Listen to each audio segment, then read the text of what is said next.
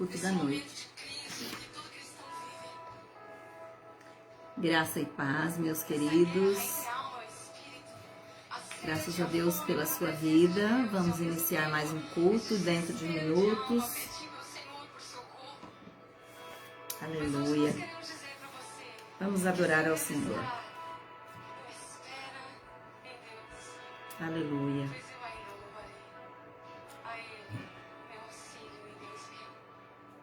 Tá bom.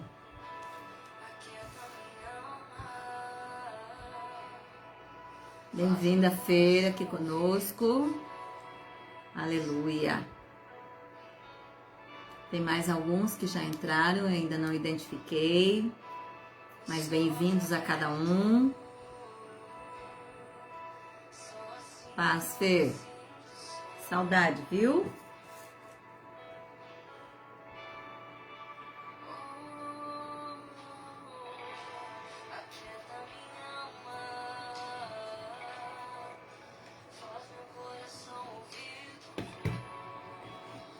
Aleluia, Jesus.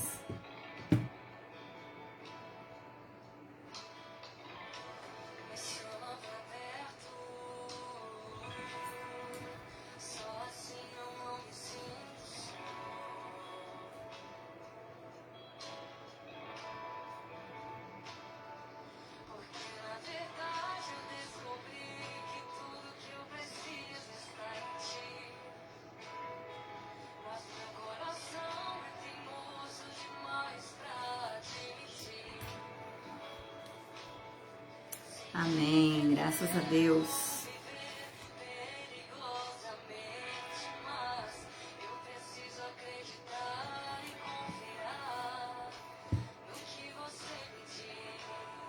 Aleluia, é verdade, Jesus. Precisamos confiar em Ti, Pai. Aquieta nossa alma, nosso coração neste momento para ouvir a Ti. Aleluia.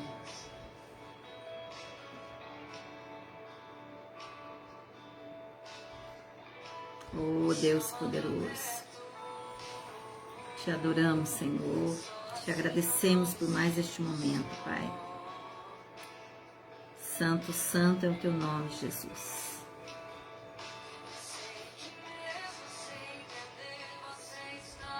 Aleluia. Sim, meu Deus.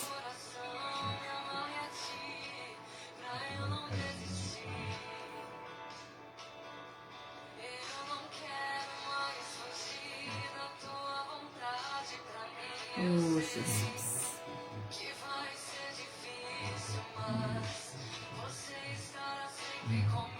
Eu creio, Jesus.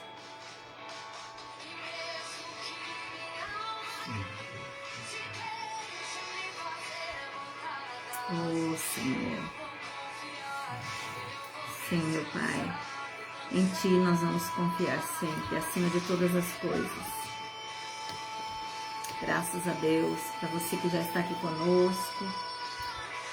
Graça e paz, Cris aqui conosco. Maria Aparecida Nunes também, a paz, minha querida. Aleluia.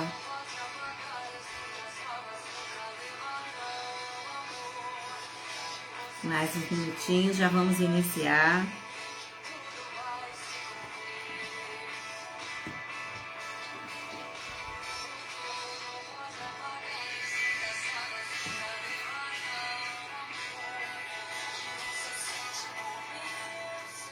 Aleluia, graças a Deus pela sua vida. Você que já está aqui conosco, vamos iniciar mais um culto de gratidão ao Senhor e nós vamos fazer a nossa oração inicial, agradecendo a Ele pela oportunidade de estarmos aqui, porque Ele tem o controle sobre todas as coisas. Amém? Te convido agora a baixar a sua cabeça e orar junto comigo em agradecimento ao Senhor pela oportunidade de estarmos reunidos. Deus amado, poderoso e soberano Deus, nós entramos na sua presença neste momento. Queremos te agradecer pelas nossas vidas. Queremos, ó Pai, expressar aqui a nossa gratidão, especialmente por mais um dia de vida. Ó Senhor, nós sabemos que dias maus estamos vivendo neste momento, mas sabemos que em todos eles o Senhor se faz presente. O Senhor é aquele que tem guardado, cuidado, sustentado a cada um. Pai, independente daquilo que temos vivido, o Senhor continua sendo Deus, continua tendo comando, domínio sobre todas as coisas. Nós te agradecemos por mais esse dia, por tudo aquilo que vivemos nesse dia, e te convidamos, Senhor, a ficar à vontade no nosso meio, nesse culto de louvor e gratidão a Ti, onde rendemos toda a honra e toda a glória ao Teu santo nome. Fica conosco, Pai, fica à vontade no nosso meio. Esquadrinha os corações, traz, Senhor, aqueles a quem o Senhor deseja que ouça essa palavra, esteja ministrando ao coração de cada um de nós, em nome de Jesus. Amém. Amém, queridos. Graças a Deus. Bem-vindo também, irmão José Antônio, aqui conosco. Vamos iniciar, então, o nosso culto de hoje, que tem como tema a diferença do crente maduro. O que seria o crente maduro? Nós vamos falar um pouco sobre isso hoje. A vida do crente maduro. Como é que é a vida dele? E o que fazer para amadurecer na fé? Nós estamos falando do crente maduro, não é de idade. É no crente maduro na fé, na maturidade espiritual. Isso é muito mais além do que a idade. Até porque existem pessoas com idade avançadas, mas que ainda não estão maduras na fé, ou ainda que conheceram Jesus muito mais à frente, com idade mais avançada já, e que estão ainda no processo de amadurecimento. Mas nós vamos falar um pouco sobre isso hoje. E eu quero iniciar dizendo que nós nascemos com uma capacidade natural de crescimento. Crescimento físico. O nosso corpo, nós já nascemos com o DNA e desse hormônio de crescimento. Ele já começa a se desenvolver e a gente começa a crescer a partir do momento que nasce. E todos os dias é um processo de crescimento, responsável então pela formação do nosso corpo. Bem-vinda, irmã Rita, conosco, irmã Elvira, paz, minhas queridas. A ausência do hormônio do crescimento na vida da pessoa, nós estamos falando do crescimento físico ainda. A ausência do hormônio do crescimento na vida da pessoa, ele gera nela a baixa estatura. Então, são aquelas pessoas ditas com a maturidade, com o crescimento um pouquinho inferior, que não se desenvolveu como deveria, e é tratado como nanismo, esse tipo de pessoa. Então, é a ausência do hormônio do crescimento nas pessoas. E o excesso desse hormônio também desenvolve uma anomalia, que seria a acromegalia e o gigantismo. Então, é o excesso do hormônio do crescimento. A acromegalia é para o adulto e o gigantismo para a criança, que acaba desenvolvendo os membros superiores, inferiores, desenvolvendo mais os membros. Mas todo cristão nasce com o DNA do crescimento. Agora nós vamos falar um pouco do DNA cristão, o DNA do crescimento. Deus já nos concedeu todos os recursos de que nós precisamos para crescer. Eu não tenho dúvidas disso, eu espero que você também não. Que você possa entender que o Senhor já nos deu oportunidade, ferramentas, recursos que nós necessitamos para crescermos espiritualmente. E é sobre isso que nós vamos focar agora. Nós já até precisamos crescer ao ponto de nos tornarmos participantes da natureza divina. Está lá em 2 Pedro 1, 13 e 4. Ou seja, participantes, atuantes dentro do propósito de Deus. Então, o crescimento espiritual, ele se dá no decorrer da nossa caminhada na fé. Nós vamos atingindo o centro da vontade de Deus, o propósito de Deus para a nossa vida espiritual. E quanto mais nós buscamos ao Senhor, mais nós amadurecemos. Isso é muito bom. Crescer e progredir faz parte da vida espiritual. Crescer e progredir faz parte da vida do cristão, faz parte da vida do crente. E nós nascemos de novo para crescermos. Como assim nascer de novo? Eu já nasci, até onde eu estou vendo aqui, as pessoas que estão conosco, Josi também, bem-vinda, minha querida. Irmão Alessandro, Giovana, Poliana, Eliana, um beijo para vocês. Quando nós nascemos de novo, é quando nós descemos as águas do batismo, quando o Senhor nos fez novas criaturas ali, no processo de crescimento. A partir dali nós começamos a nossa caminhada de crescimento para alcançarmos a maturidade, para que estejamos na plenitude de Cristo. Mas eu quero também alertar você que isso, o nascer de novo, o começar a caminhada na fé, não é tudo o que nós precisamos. É também o que nós precisamos, mas é só o início de tudo para nós alcançarmos a plenitude. E Paulo, que é o autor da carta aos Hebreus, ele nos exorta ao progresso espiritual. Não basta eu crescer fisicamente, não basta eu decidir receber Jesus na minha vida. Bem-vinda também, Jane Rocha.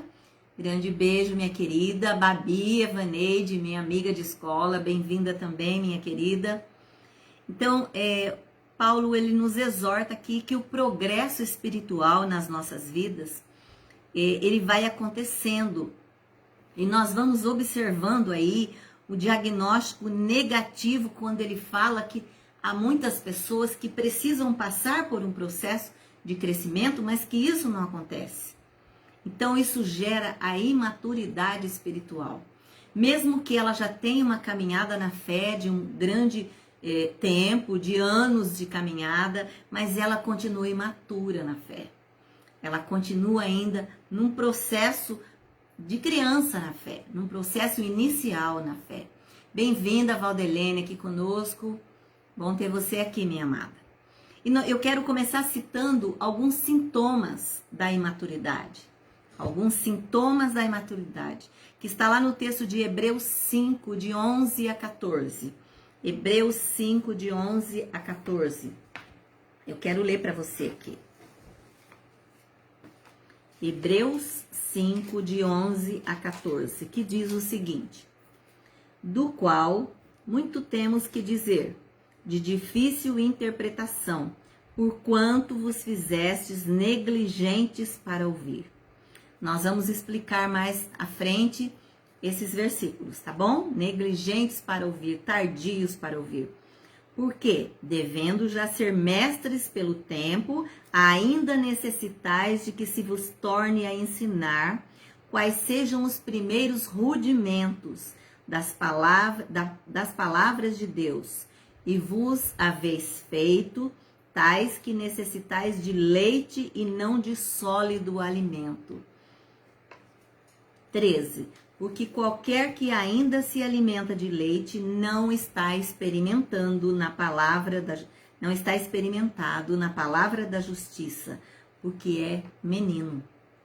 E o versículo 14 diz: mas o mantimento sólido é para os perfeitos, os quais, em razão do costume, têm os sentidos exercitados para discernir tanto o bem como o mal. Então, aqui nós estamos falando, você que entrou agora, nós estamos falando a respeito da diferença do crente maduro. E eu estou citando aqui alguns sintomas da imaturidade. Porque existem pessoas que estão na caminhada na fé há anos, mas que ainda não amadureceram. E eu quero citar o primeiro ponto, que é a apatia com a palavra de Deus. No versículo 11, que eu acabei de ler, que está lá: do qual muito temos que dizer de difícil interpretação, porquanto vos fizestes negligentes para ouvir. Então, a apatia com a palavra de Deus. Paulo tinha muito a ensinar a respeito de Jesus. E segundo a ordem de Melquisedeque, mas os seus ouvintes eram pessoas tardias, lentas, devagar. Faltava interesse nessas pessoas para ouvir a palavra de Deus, receber essa palavra. E existem muitos hoje nas igrejas que também não querem ouvir a palavra de Deus e nem aprender. Pessoas queridas, pessoas que gostam de ir ao culto, pessoas que não perdem um culto. Paz também, minha querida Neuza Valinha aqui conosco. Um beijo, minha amada. Existem pessoas que gostam de ir à igreja, que gostam de ouvir a palavra, que gostam de assistir o culto, daquele roteiro do culto, de todo o movimento da igreja. Mas o que acontece com essas pessoas? Elas não se concentram na palavra. No momento da palavra, elas estão com a mente distraídas. Elas não focam naquilo que elas estão ouvindo. Elas se distraem por qualquer coisa. Observam o irmão que passou, o irmão que chegou, o lustre da igreja é novo, mudaram a tinta daquele armário. Então, assim, são pessoas que acabam se distraindo ali. Apesar de frequentes, não tem permitido a maturidade espiritual, porque não tem absorvido a palavra de Deus. Outras também quanto à escola bíblica. Tem a escola bíblica hoje, tem muitas igrejas que nem tem muito mais a prática da escola bíblica. Sueli e Lívia também conosco, um beijo, irmã Sueli. Então, o que acontece com essas pessoas? Ela não tem o hábito mais de participar da escola bíblica. E não é pelo conteúdo, não é pelo professor, mas ela simplesmente não se enquadra aquele momento da escola bíblica, não encontra tempo na agenda, não encontra desejo de participar da escola bíblica. Então, isso tudo, ele vai tornando o cristão apático. Fabrício também conosco, bem-vindo, meu querido. Ele vai tornando o cristão apático, ele vai tornando o cristão desinteressado. Nós vamos deixando de nos alimentar da palavra de Deus. Inclusive porque a escola bíblica, ela é um culto de ensino da palavra. Esse culto que nós temos às quartas-feiras é um culto de ensino da palavra. E as igrejas têm tentado ainda, muitas levam à frente o estudo da palavra, outras já mudaram para culto, mudaram as estratégias. Por quê? Porque entenderam que está havendo desinteresse por parte do... Só um momento, por favor. Amém. Está havendo desinteresse por parte dos membros de aprenderem a palavra de Deus. E a palavra de Deus é o alimento para o nosso espírito. Se nós não nos envolvemos com ela, nós não somos alimentados. Quando nós estamos famintos, nós precisamos de alimento que nos fortaleça. Não dá para chegar com muita fome do trabalho e falar assim... hoje eu vou jantar só uma salada de alface. Tem pessoas que até têm essa coragem, mas quem teve um dia cheio, que trabalhou muito, quando chega, certamente quer uma comida sólida, arroz, feijão, um refogado, uma mistura. Por quê? Porque precisa se fortalecer fisicamente. Assim é com a palavra de Deus. Se nós não recebermos a palavra de Deus, não somos fortalecidos por ela. Bem-vinda também a pastora Isaura de Manaus aqui conosco. Bem-vinda, minha querida. Então, nós precisamos ter interesse em aprender. Por quê? Porque aprender a palavra é um compromisso nosso com Deus, de cada um de nós. E aprender, claro que envolve tempo. Eu preciso achar um tempo na minha agenda para priorizar esse aprendizado da palavra. Então, o primeiro ponto é a apatia com a palavra de Deus. Eu estou distraído, eu posso ser alguém que frequenta a igreja, que participa assiduamente, mas não me ligo à palavra, não leio a palavra. Se alguém está lendo, eu me aquieto, mas não recebo aquilo. Não me concentro na palavra. Segundo item que eu quero citar, nós estamos falando da imaturidade ainda, hein? Sintomas da imaturidade. 2, a incapacidade de ensinar. incapacidade de ensinar. No versículo 12 diz: porque devendo já ser mestres pelo tempo, olha o Senhor dizendo que o tempo que nós temos de caminhada na fé nos faz mestres, mas não é mestre aquele que dá aula na igreja, mestre na palavra. Sabe, pessoas que você sabe que quase nem frequentou a escola e que fala da palavra de Deus com muita propriedade. Isso é cumprindo aquilo que o Senhor nos diz, que nós com o tempo vamos sendo mestres da palavra de Deus. E porque devendo já ser mestres pelo tempo, ainda necessitais de que vos torne a ensinar quais sejam os primeiros rudimentos da palavra de Deus. Então, há muitos crentes que já deveriam ser mestres da palavra e ainda necessitam ser ensinados. Por quê? Porque ainda não estão maduros. E mais, eu vos haveis feito tais que necessitais de leite e não de alimento sólido. São pessoas que ainda estão tomando leitinho, que ainda continuam com alimento líquido, que ainda não amadureceram para mastigar, para receber o alimento sólido. Então, a incapacidade de ensinar. Todo cristão é um professor da palavra de Deus. É a Bíblia que diz isso.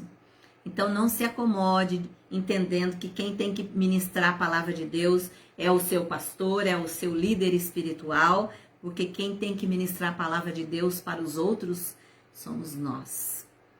Eu recebo, eu aprendo e eu ensino. Então, cada um de nós tem a obrigação de ministrar a palavra de Deus.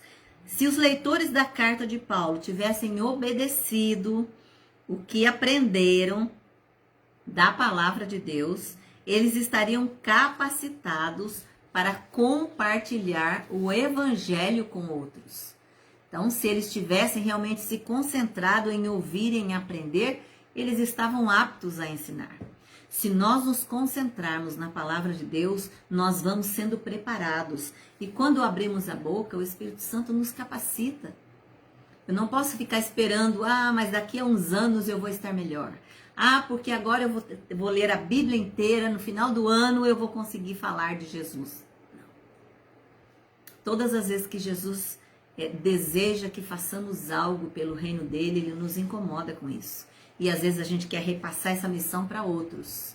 Para quem fez seminário de teologia. Não é isso que a Bíblia cita aqui. Nós acabamos de ler em Hebreus 5,12. O Senhor diz que nós somos mestres. Que depois de um tempo na caminhada nós vamos aprendendo a palavra. E devemos abrir a nossa boca para ministrá-la. Só ensina aquele que aprende. Você não pode dar o que você não tem. Então, primeiro você precisa aprender para depois ensinar. E o terceiro e último ponto, ainda dos sintomas da imaturidade, versículos 13 e 14, que diz o seguinte, no 13, porque qualquer que ainda se alimenta de leite não está experimentado na palavra da justiça, porque é menino. Mas eu estou na igreja há muito tempo, mas ainda não conheço a palavra. Prefiro ir devagar, na marcha lenta, tomando leitinho. Então eu continuo menino, criança na fé.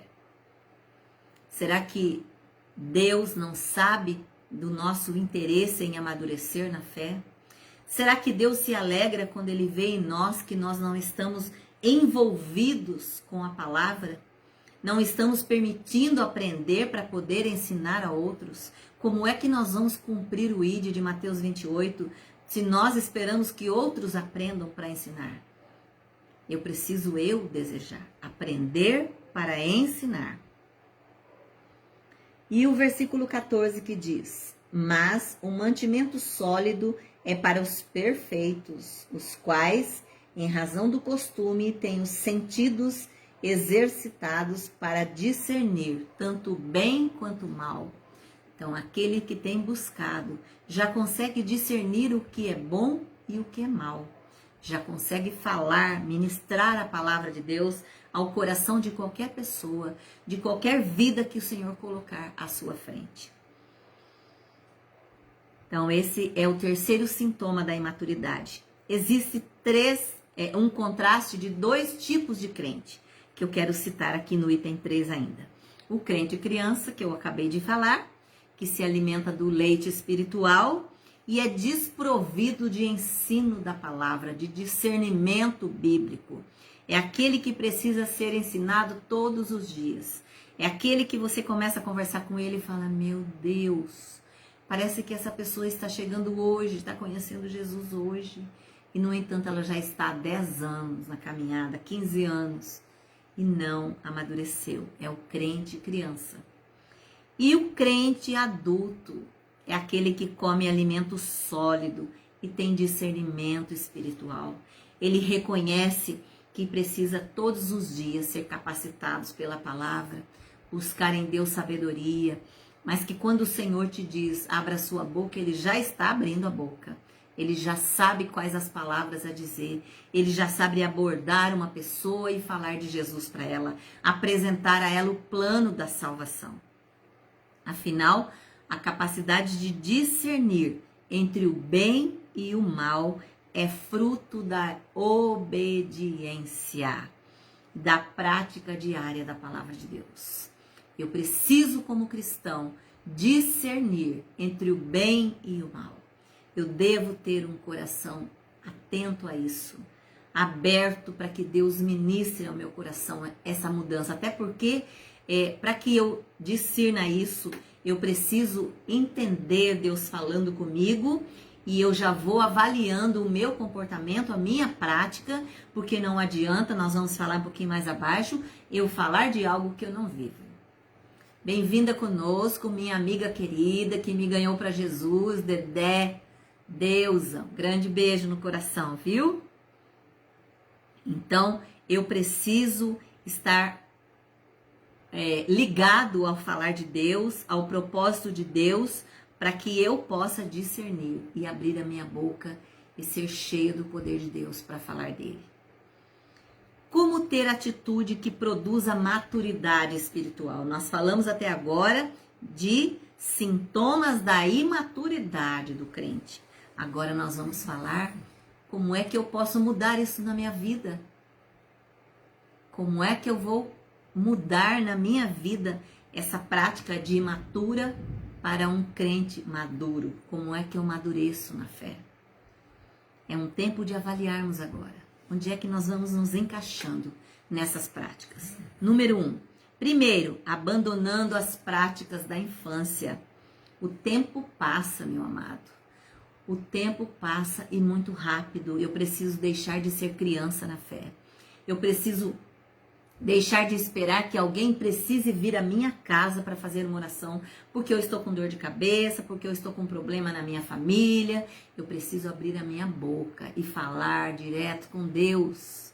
Eu tenho essa liberdade, nós temos falado sobre isso aqui. Eu preciso abrir a minha boca.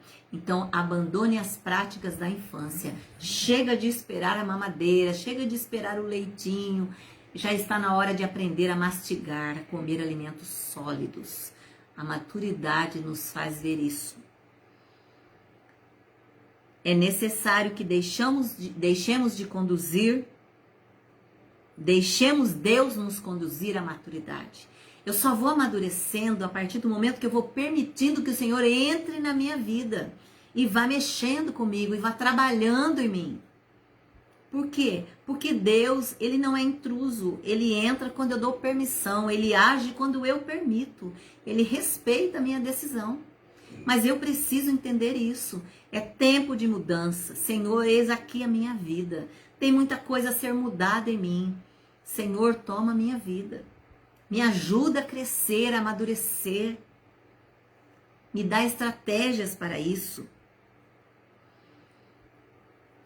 É Ele que nos capacita a progredir, como um bebê que não pode crescer pela sua própria vontade. Uma criança, quando ela começa a andar, quando ela começa a se movimentar, a engatinhar ainda, ela depende dos pais o tempo todo para ela conseguir andar.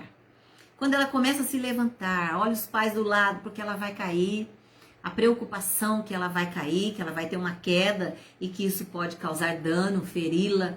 Bom, O tempo todo, essa criança, até que ela consiga andar com mais firmeza, com mais segurança, ela depende dos pais. Ela depende de um adulto ao lado dela. Ela depende de alguém apoiando a sua caminhada para que ela cresça, para que ela se desenvolva. E assim é a nossa vida com Deus. Nós precisamos progredir, crescer e precisamos permitir ao Senhor fazer isso através da vida daqueles que cuidam da nossa caminhada na fé, daqueles que ministram sobre nós, daqueles que fazem discipulado conosco, daqueles que oram conosco, daqueles que pregam a palavra junto. Então, Paulo nos adverte que contemplar e experimentar as bênçãos de Deus não significa prosperidade espiritual. Contemplar, que maravilha, como o Senhor faz milagres, olha aquela pessoa ali foi curada, olha que bênção, olha que palavra bonita, né? Contemplo tudo aquilo que Deus fez, aquilo que Deus deixou para nós como manual. Até experimento algumas experiências com Deus, mas isso não quer dizer prosperidade espiritual. Isso ainda é muito pouco. Eu preciso me envolver mais com as coisas do reino, com a palavra do Senhor. Eu preciso viver mais essa palavra. É necessário ainda um novo nascimento, como eu disse, acompanhado de frutos espirituais. Agora eu te pergunto, onde estão os seus frutos? Porque no ponto 2 agora, das atitudes para produzir maturidade, entram os frutos. E nós precisamos ser frutíferos. A nossa maturidade vai acontecendo à medida que os frutos vão chegando. André, tudo bem, meu querido? A paz, bom ter você aqui, viu? André Luiz. Então, a nossa maturidade na fé, ela vai sendo adquirida a partir do momento que eu começo a produzir frutos. Mas o que é produzir frutos? É abrir a minha boca, é apresentar Jesus às pessoas, é falar de Jesus a outros. Deus derrama bênção sobre os corações humanos, tal como a chuva é derramada na terra. A chuva vem sobre a terra, cai sobre a terra, e o que a terra faz? Ela absorve essa chuva, que cai frequentemente sobre a terra. E essa terra produz uma erva útil, uma planta útil, para aqueles por quem ela é cultivada. Então, é o retorno. A chuva vem sobre a terra e alguém vai preparar a terra com a semente, vai cuidar dessa terra. E qual é o retorno que essa terra dá? É com os frutos, é a produtividade dessa terra. Então, é a bênção de Deus sobre a terra, fazendo com que ela se torne frutífera. E se a terra produzir espinhos, produzir joio, produzir aquilo que o mato, a tiririca, isso tudo, na realidade, é rejeitado por Deus. Por quê? Porque isso é maldição. E isso vai precisar ser arrancado e queimado. Então, nós, como ovelhas do rebanho do Senhor, precisamos ser frutíferos, produzir frutos. Assim como a terra recebe a chuva, absorve a água, recebe a semente, produz o fruto, ela é abençoada com isso e abençoa aquele que planta, nós também precisamos dar esse retorno ao Senhor. Todos que crescem espiritualmente desenvolvem qualidades que vão indicando o seu amadurecimento. Todos aqueles que crescem na fé, a sua vida, aquilo que ele fala, aquilo que ele faz, vai demonstrando a sua maturidade na fé. O crente maduro é aquele que tem em Jesus a sua referência de vida. Jesus, o Mestre, é a minha referência de vida, ele precisa ser a sua referência de vida. Ah, mas aquela pessoa ali, olha, para mim é um exemplo de vida, é a melhor pessoa que eu conheço para falar de Jesus, a melhor pessoa para realmente testemunhar Jesus é o próprio Jesus. Então, lembre-se disso, que A nossa referência de vida é Jesus. Ele é o nosso manual. Bem-vinda, pastora Débora, lá da Bahia, aqui conosco, minha querida, paz. Regina também, minha querida, lá de Barão Geraldo, bem-vinda. Então, Jesus é a nossa referência de vida, queridos. Não foque nas pessoas, não foque no testemunho das pessoas. Claro que os testemunhos nos edificam, o testemunho acrescenta a nossa fé, mas essas pessoas não podem ser referência de vida para nós. A vida espiritual, aquilo que Jesus tem reservado para nós, precisa vir dele, exatamente dele. Cá aqui conosco também, amém. Janete Gomes aqui conosco, bem-vinda, minha amada. Então, que Jesus seja a sua referência de vida. E por quê? Porque é assim que ele espera de nós. É isso que ele nos ensina sempre, a priorizar o amor. Priorizar o amor. Estamos num tempo onde as pessoas estão numa situação de desespero, sem poder sair, sem poder compartilhar da sua dor, sem poder abraçar e ser abraçada, sem poder estar junto para se fortalecer. Mas eu quero dizer que em nenhum momento você esteve só. Jesus se faz presente aí, neste momento, onde você estiver. Ele é com você. E o que ele espera de você e de mim? Que nós possamos amá-lo acima de todas as coisas. Como diz lá em Mateus 22, de 37 a 39. Amar o Senhor acima de todas as coisas. E ao meu próximo como a mim mesmo. Amar ao meu próximo como a mim mesmo é um exercício diário na minha vida e na sua. Eu preciso pensar no outro, me colocando no lugar do Senhor. Como Jesus faria se estivesse no meu lugar? Como Jesus agiria se estivesse no meu lugar? Não, mas essa pessoa já me fez tanta coisa ruim que a minha vontade é matá-la. Pergunte para o Senhor: Senhor, é isso que o Senhor faria se estivesse no meu lugar? O Senhor a abandonaria? O Senhor tentaria tirar a vida dessa pessoa? O Senhor tiraria essa pessoa da sua vida? Tenha certeza de que a resposta não será essa. O cristão maduro é aquele que é zeloso com a palavra de Deus, que fala dela com segurança e com propriedade. Segurança e propriedade. E isso nós só adquirimos conhecendo e vivendo a palavra de Deus. Não basta conhecer. Eu já disse aqui que o papagaio sabe ler, que até sabe falar, que até a calopsita fala. Mas não adianta falar. Eu posso pegar a Bíblia e falar: não, hoje eu vou sentar e vou ler metade da Bíblia. Não adianta. Eu preciso viver aquilo que está ali. Essa é a nossa lição diária. De falar de Jesus, mas de viver Jesus. As nossas atitudes precisam expressar Jesus em nós. Eu preciso conhecer a palavra, mas eu preciso buscar a palavra, trazendo-a com vida para mim. Porque a Bíblia diz, ela mesma diz que ela é viva e eficaz. Ela não perde o seu prazo de validade, o seu tempo de validade. É hora de praticar a palavra de Deus, é hora de viver a palavra de Deus. Não adianta decorar a palavra se ela não entrar no nosso coração e não produzir efeito, meus queridos.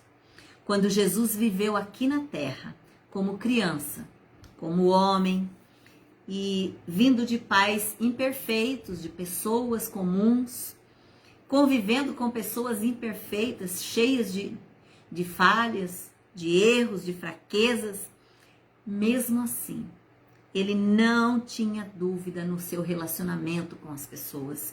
Jesus se relacionava com as crianças, com os jovens, com os adultos, com os idosos, com todo tipo de pessoa. Jesus não fazia diferença de nenhuma dessas pessoas.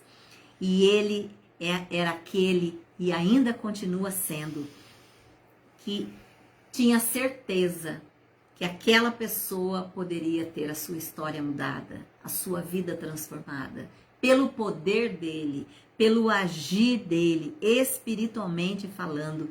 Ele não desiste de nenhuma alma sequer, nenhuma alma sequer. E quantas vezes nós nos vemos desistindo de pessoas? Quantas pessoas já me disseram às vezes, quantas vezes eu própria já falei: não, Deus, eu vou desistir dessa pessoa. E quantas vezes outras pessoas olham para mim e falam: pastora, deixa essa pessoa para lá, ela não quer nada com Jesus. E o Senhor fala comigo: olha, seu compromisso é comigo. Então nós precisamos saber como Jesus agiria no nosso lugar. Pergunte a Ele, tenha coragem de perguntar. Antes de abandonar uma única alma, pergunte: Senhor, o Senhor deixaria essa pessoa? O Senhor desistiria dela? O Senhor olharia para ela e diria: chega, não vou mais investir em você. Você não quer nada com a vida. Até porque se nós estamos aqui hoje, chegamos até aqui hoje, é porque o Senhor não desistiu de nós. Não desistiu de nós. A minha amiga que está aqui nessa live, que ficou 10 anos falando de Jesus para mim. E se ela tivesse desistido de mim? Muitas vezes o marido dela falava assim: deixa pra lá, para, você tá sufocando eles com a pregação. Você só fala de Jesus para eles. E ela dizia: eu vou falar. Enquanto o Senhor me mandar falar, eu vou falar. E se ela tivesse desistido? Então, é importante nós perseverarmos no investimento na vida de outras pessoas, porque Jesus jamais desiste de nós. Jamais. Ele sabia que no seu poder transformador, ele podia mudar a vida de todas aquelas pessoas e pode mudar hoje a minha e a sua vida e de qualquer um outro. Ele pode mudar. E o que é mais importante é que Jesus, naquele tempo, ele fez vários amigos na sua caminhada aqui na Terra. Mas Jesus, ele tinha assim uma estratégia para escolher ali, para selecionar os seus amigos. E tem um texto de João 15:14 que diz: vocês são meus amigos se fizerem o que lhes mando. Olha lá a colocação de Jesus. Vocês são meus amigos se fizerem o que lhes mando. Ele escolheu como amigo aquele que era leal a ele. Então, uma coisa não tem nada a ver com a outra. Falar de Jesus, pregar o evangelho, levar a palavra ao coração das pessoas é um compromisso que eu tenho. Agora, quando eu começo a selecionar os meus amigos, aqueles que de fato eu me identifico, precisa ter algo muito especial ali. Que há essa identidade entre nós. E por que a gente está falando disso agora? Até por conta de discipulado. Eu quero citar para vocês quem são os nossos amigos de fato. Eu quero fazer essa pergunta para você. Procure estar próximo daqueles que acrescentam a sua vida. Que você consegue aprender com as atitudes dele. Que ele tenha atitudes que te ensinam, atitudes de amor, atitudes de gratidão, de generosidade, atitudes que faz diferença na vida do outro, de afeto, de carinho, que se preocupa com a dor do outro, que acrescenta a sua vida, que te ajuda a amadurecer espiritualmente. Esse é o tipo de amigo que você deve ter por perto, caminhar junto dele. Não aquela pessoa que quando você chega perto de alguma coisa que possa te colocar a sua vida em risco, essa pessoa diz para você: ah, vamos lá, cara, ninguém tá vendo, é só uma vez. Esse não é seu amigo. O seu amigo é aquele que te diz: Jesus está aqui e ele não aprova isso, então nós não vamos agir dessa forma. Esse é o verdadeiro amigo. O verdadeiro amigo é aquele que nos confronta, é aquele que diz não. Esse não é o propósito de Deus. Deus não aprova essa atitude sua. Então, essas são as pessoas que eu devo fazer aliança e caminhar com elas, porque isso vai acrescentar a minha vida, vai me ajudar a amadurecer espiritualmente. Um cristão maduro pode exercer grande influência espiritual na vida de outros. Que você seja esse cristão influente, que você seja esse cristão que está recebendo e dando. Até porque a Bíblia diz que eu recebo de graça, eu dou de graça. Então você se alimenta e ao mesmo tempo você compartilha com o outro da palavra, do que Jesus tem feito na sua vida e ministrado na sua vida. Então a grande influência do cristão maduro na vida das pessoas muda a história delas. O coração crente, ele produz erva útil e recebe bênção da parte de Deus. Mas o coração incrédulo, ele produz colheita amaldiçoada. coração crente, ele é frutífero, mas o coração incrédulo, ele produz maldição. O coração questionador, o coração que está sempre em dúvida, mas será que Jesus abençoa mesmo? Mas será que Jesus pode me ajudar mesmo? Ah, mas eu não tenho segurança, eu não sei se... Eu falei para Deus, mas eu não sei se Deus me ouviu de fato, se Ele recebeu. Então isso tudo é característico de um cristão imaturo. Essa foi a colheita da geração que pereceu no deserto. Daquele povo que Jesus tirou do Egito, levou para a terra prometida, avistando ali a Canaã, mas que no momento onde eles tinham dificuldades, eles murmuravam o tempo todo. Bem-vindo, Zito Barbosa, conosco, Serafim. Grande abraço, meu querido. A você, a Ana. Bom ter vocês aqui. Então aqui, o que é que eu quero dizer? Que o povo foi abençoado nessa trajetória de 40 anos, onde eles saíram do Egito, do tempo de escravidão. 400 anos eles viveram momentos de escravidão, de sofrimento, e foram por 40 anos na caminhada para a terra prometida, e foram muito abençoados. Mas eles reclamavam muito, murmuravam muito, questionavam a Deus muito. E aí o que aconteceu com esse povo? Perdeu a bênção. Porque muitas vezes nós deixamos de ser abençoados porque questionamos de Deus. E eles questionavam, poxa, eu tinha meu conforto lá, minha casa, minha comidinha, agora vem aqui, eu estou faminto, eu estou com fome, eu dependo do maná que Deus vai trazer, eu dependo da água, da rocha para tomar. E eu tinha todo o meu conforto, às vezes nós pensamos isso. Às vezes nós saímos para algum lugar para levar uma mensagem, a palavra de Deus, e aí nós já murmuramos. Puxa, eu entrei num lugar de terra, de buraco, esburacado. Eu coloquei o meu carro aqui com risco de arrebentar tudo, com risco de assalto, para vir aqui nesse lugar tão distante, com risco de vida. Mas Jesus me mandou ir para lá. Jesus me conduziu ali.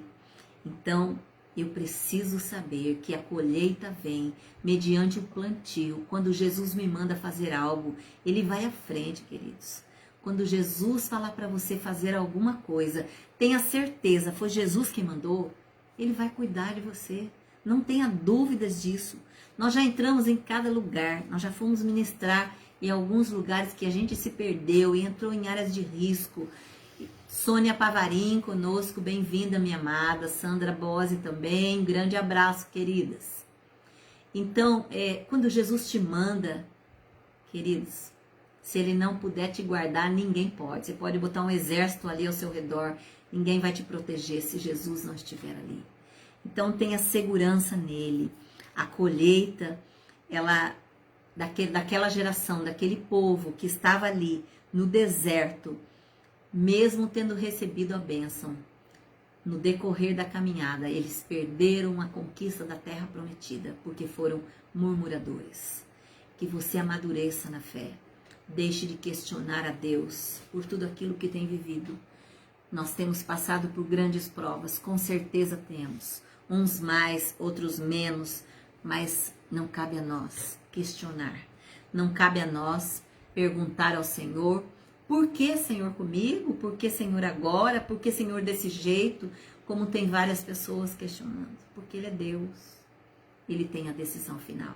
A palavra final vem dele, do Mestre. Todo salvo produz frutos espirituais abençoadores. Mateus 13, 23. Trabalha para Deus. Você é um salvo. Você é frutífero. Você é um servo de Deus, então sirva a Ele com alegria, sirva ao Senhor com prazer, faça de fato com prazer aquilo que Ele te botar nas mãos para realizar, até porque aquilo que o Senhor nos falar para realizar, Ele vai cobrar de nós. Tenha certeza disso, que aquilo que Ele te der como missão, Ele vai requerer de você um resultado. Quando nós estamos no trabalho, que o nosso chefe, o líder ali fala, faça tal coisa, ele vem para você depois e ele pergunta, está pronto? Deu tudo certo? Já está tudo concluído? Não é assim? Com Deus não é diferente. Tenha certeza. Se Ele te der uma missão, cumpra, porque Ele vai requerer de você a resposta, o resultado de tudo isso. Abandonemos a preguiça, cresçamos na graça e no conhecimento de Cristo. É isso que o Senhor quer de nós, que nós possamos avançar e crescer na graça de Deus e amadurecer no poder de Deus. O Senhor espera de nós. Bem-vindo conosco também, Almir. Grande abraço, meu querido. O Senhor espera de nós mudança de atitude. Chega de esperar leite o tempo todo. Saia da zona de conforto, meu querido. Mude a sua estratégia. Chega de esperar receber, engordar na fé. Nós precisamos dar. Até onde nós vamos reter tudo isso que nós temos recebido? Eu preciso receber e compartilhar. Eu preciso receber e dar. Gil Santos também conosco, bem-vindo. Eu preciso receber e compartilhar com o outro. Abra a sua boca. É tempo de mais do que nunca abrirmos a nossa boca. Muitas pessoas estão partindo dessa vida sem conhecer a Jesus. Eu preciso falar de Jesus. Você precisa falar de Jesus. Amém? Nós vamos orar agora. Temos aqui os pedidos de oração. E antes de falarmos dos pedidos de oração, eu quero convidar você para um desafio. Se você já viu no Facebook hoje, nas redes sociais, no Instagram, eu já publiquei um desafio que nós estamos entrando hoje numa campanha, mas é numa campanha diferente, uma campanha também de 7 dias, ou seja, de 7 madrugadas. 7 madrugadas nós teremos um tempo de oração. Por volta de meia hora nós estaremos reunidos às 3 horas da manhã em uma live. Às 3 da manhã, nessa mesma página, Pastor Odila Carvalho, você entra e nós estaremos ali iniciando uma live de oração. Teremos um texto bíblico apenas com uma devocional, né, uma palavra bíblica, e já começamos a orar, a clamar. Eu te convido a viver comigo esse desafio. Eu sei que Deus vai honrar. Deus vai honrar esse compromisso. Deus vai honrar esse desejo no seu coração de participar conosco. Tem um texto lá de Provérbios 8:17, Provérbios 8:17, que até é o texto nosso, base daqui desse desafio, que diz o seguinte: eu amo aos que me amam, e os que cedo me buscarem me acharão. Eu amo aos que me amam, e os que cedo me buscarem me acharão. Provérbios 8:17. Esse é o nosso texto-chave do desafio da madrugada, começando hoje por 7 dias. Nós vamos terminar no dia 4 de abril. Vamos estar encerrando. Que você venha clamar conosco. Eu não sei qual é a causa impossível que você tem, mas venha clamar pela cura da nossa nação. Venha clamar pela cura na vida daqueles que estão morrendo em todo o tempo. Nós estamos em todo o tempo recebendo anúncios aqui de pessoas, algumas foram curadas, outras partiram. Nós estamos vivendo tempos difíceis. É tempo de clamar. A Bíblia diz que se o meu povo que se chama pelo meu nome se humilhar e orar e se arrepender dos maus caminhos, então eu ouvirei dos céus, eu perdoarei os seus pecados, ouvirei dos céus e sararei a sua terra. É o Senhor disponível para nos auxiliar, para mudar o contexto da nossa nação. Eu te convido, faça esse propósito e você tenha certeza que Deus vai honrar. Ah, mas eu não aguento parar em pé. Ah, mas eu vou ficar muito cansada. Ah, mas eu vou trabalhar amanhã. Meia hora. Eu tenho certeza que essa meia hora será a sua hora mais proveitosa do seu novo dia que estará amanhecendo. Amém? Nós esperamos vocês às 3 da manhã. Vamos agora para a lista de pedidos de oração. Temos aqui pedidos de oração pela vida da Helena, de 2 anos, de tratamento de câncer. o Antônio, a Silvia, a Eduarda e a Sueli em tratamento de câncer também. O Danilo em recuperação de uma enfermidade por um acidente no braço. A Ana também em recuperação do joelho. Temos alguns casais, pedimos oração aqui por eles. O Isaú com a Maria, a Luzia com o Renan, o Nivaldo com a Diana, a Lia e o Celso. O Léo, o Rogério, a avó Luzia, o Valdemar e o Júlio César com dependência química. São 2 jovens. Valdemar e Júlio César, a Marina com leucemia, a Carol, a Heloísa e a Maria Helena, que também tem passado por um quadro de depressão. Perdeu uma filha e ela ficou muito abalada já por volta de uns 2 anos que ela está vivendo esse tempo difícil. Que Deus possa fortalecê-la. E temos também a nossa lista do Covid. Temos aqui o Antônio, que é o meu tio, que faz tratamento de câncer, que está lá na lista no início, está com Covid, acometido de Covid, ele e a esposa Ana. Então, os 2 com Covid também, além dele tratar câncer. A Helena, em tratamento de Covid, a Wanda, que também está, além do Covid, recuperação de cardiologista, de cirurgia cardíaca. A Risoleta, que está entubada, o Miramar e família, o Fernando, a Eva, que está entubada, a família da Patrícia, Vanderlei e Lara, que é a filhinha, o Pedro Raimundo, o pastor Marcelo Gomes, a pastora Sebastiana, o pastor Lúcio, o pastor Rui, a esposa Neide, o Renato, Fernando, Gabriel e Maria Lúcia, que é uma família também, lá de São José dos Campos, Covid. E o Fernando, que é filho do pastor Vicente, ele não está com Covid, ele está na lista no lugar errado. Ele está com uma enfermidade em processo de recuperação. E a família da Daniela, Rafael, também com Covid. O Belo, que está com Covid entubado, perdeu a esposa ontem, perdeu o filho há 3 dias. Então, o filho dele, ele perdeu há 3 dias, a esposa faleceu ontem, a irmã Wanda, e ele está entubado. E quero também falar sobre o Richard, que era um querido aqui também, que partiu para o Senhor agora, hoje à tarde. Então, nós temos que orar sim, mas pela família dele, que a família dele possa ser fortalecida, que o Senhor Deus possa fortalecer a família do Richard vivendo esses dias difíceis. Amém, queridos? Vamos orar neste momento. Tem mais algum pedido? Creio que não. A tia da Val, que está em luto também, nós não sabemos como é, se é alguém da família, mas oremos também pela tia da Val, pelo luto, para que Deus fortaleça ela e a família. Em nome de Jesus. Meu Deus amado, nós estamos diante da sua presença, Senhor Deus, neste momento.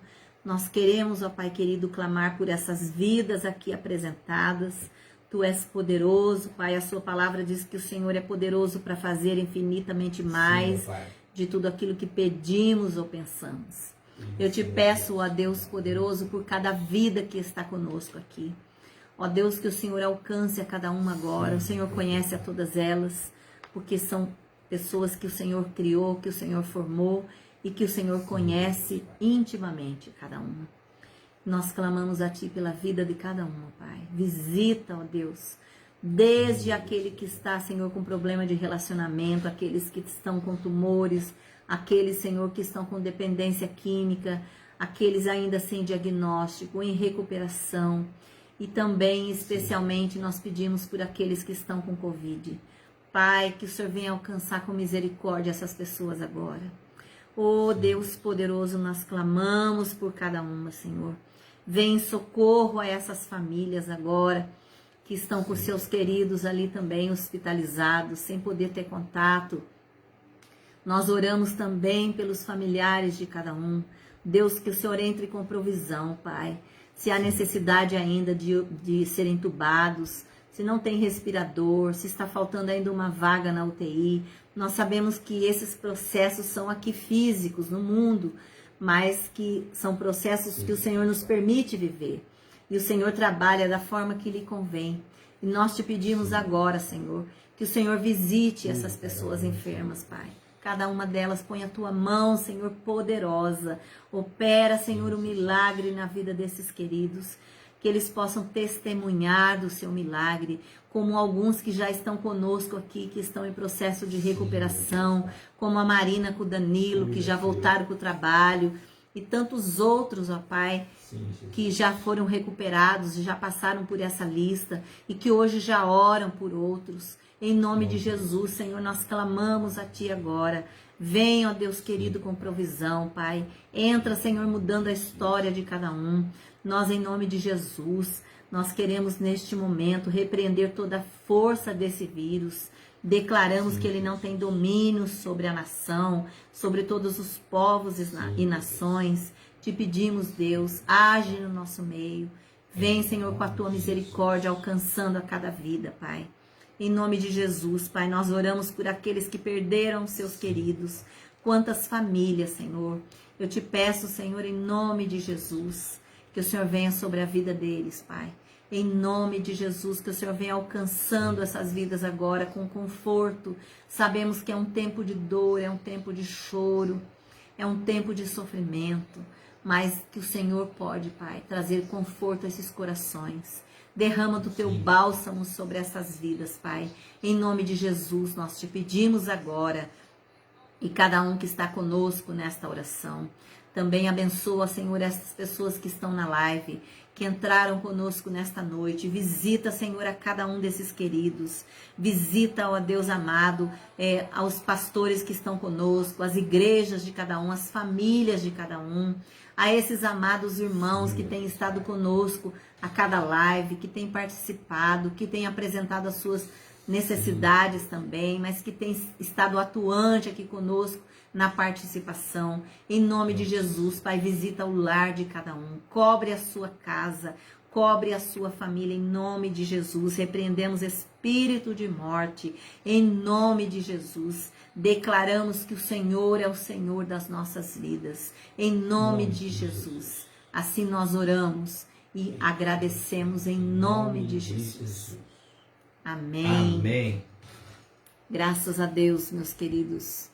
Irmã Solange aqui conosco, bem-vinda, minha querida, lá de Tatuí. Bom ter você aqui. Irmã Val está dizendo que é alguém que eu conheci. Que Deus tenha misericórdia dessa vida, que está, claro, aquela que partiu no Senhor, que Deus esteja tomando essa vida ali, mas a família que está aqui vivendo esse luto, que Deus esteja fortalecendo os corações de cada um. Aguardamos você que estará conosco às 3 horas da manhã e que você faça esse propósito, que Deus vai te honrar, Deus vai te sustentar. Bota o seu celular para despertar, bota o seu despertador, mas vamos ver quem é que vai vencer esse desafio de se levantar e estar aqui. Amém? O Senhor Deus abençoe e guarde você e a sua casa, em nome de Jesus. Amém. Até às 3, em nome de Jesus.